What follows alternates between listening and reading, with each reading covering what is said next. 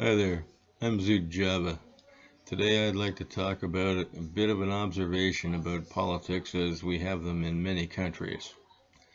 Many countries are run by political parties, and it tends to be two major parties who you'll find battling it out for control of the entire country.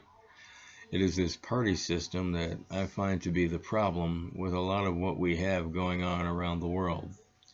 I've looked at governmental proceedings in different countries around the world, and I've been absolutely appalled at the behavior of the so-called honorable members. They yell things out, bang on desks, drown out members of opposition parties when they're trying to speak. And I believe it was a Japanese parliament where I witnessed a physical brawl taking place.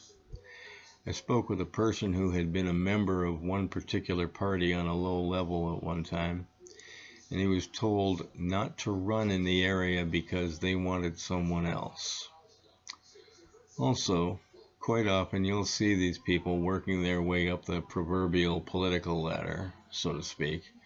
You may see them at very low political occupations, possibly a neighborhood representative of sorts. This person could do a very good job at helping out and improving a community and the people within. However, their aspirations can find them for any number of reasons wanting to climb higher as a political leader.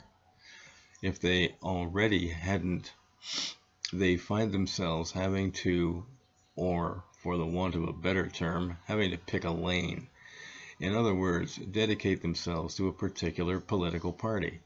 As they begin to bring their wonderful change the country ideas with them, in order to make the country a more harmonious place for all, something will inevitably happen.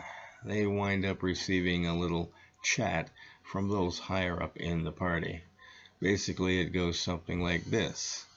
Now, first of all, we like your enthusiasm and the look that you bring to the party to enable us to further our brand and execute our ideas in such a way that it will benefit everyone.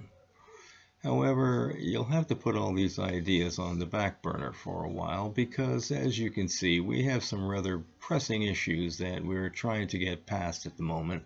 So all of our collective energy has got to be focused on getting our bills passed and blocking the opposition parties.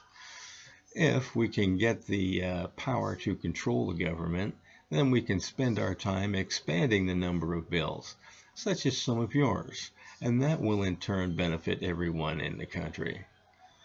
And this, in turn, is their long-winded way of saying, do as you're told, and you can go a long way in this rather lucrative little profession.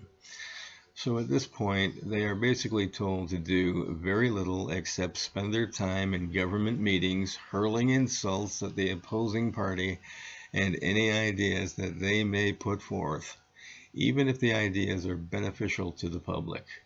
You also cannot disagree with the party and will do as you are told or else, as is the case in Canada with Jody Wilson-Raybould. She had been the Minister of Justice and Attorney General of Canada, the first Indigenous person and the third woman to hold this office. She was put in this position with the Prime Minister showing his two birds with one stone identity politics, with her being not only a woman, but an Indigenous woman. However, when she did her job properly and with integrity, which went against the wishes of what the party had in mind at the time, she was smeared and basically ostracized for acting with integrity.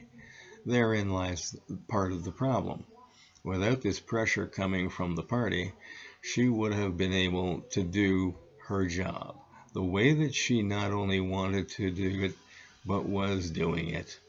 She was following not only the laws of the country, but the proper methods set out in her job, and her integrity would not only have been intact, but not brought into question.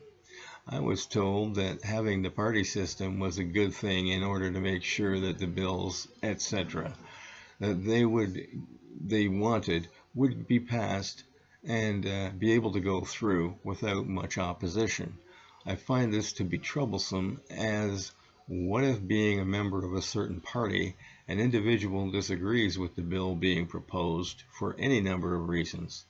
They can find themselves agreeing with something that they may not agree with ethically or morally. I recall Trey Gowdy saying that he remembers a woman who was not only in the opposing party, but was someone that he did not like, politically speaking. She put a bill forward that he thought was well thought out, extremely beneficial to women. He said that despite his feelings for her or her party, he had to vote for this because it was in the best interest of the American people, the ones who had voted them all in to take care of their best interests. Now, this sums up my belief in why we should have individuals in our government. Their only job is to come up with and to pass legislation with the best interests of not just their constituents, but the best interests of every citizen in the entire country. Their focus should be on convincing all other elected officials without having to automatically be shut down by half of them simply because they aren't in the same party. A level of decorum should be observed instead of the ridiculous display put forth which resembles a cheap comedy roast instead of a governmental proceeding. And now, for the part you've all been waiting for, my bad joke. I find that the answer to all the politicians' proposals tends to be, "Oh, you're right, honorable member. Let's do it the stupidest and costliest way possible. After all, the money isn't coming out of your pocket."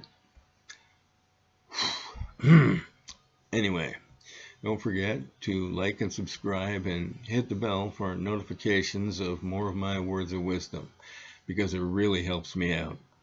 Share my content on your social media platforms because I tend to get censored by all the usual suspects.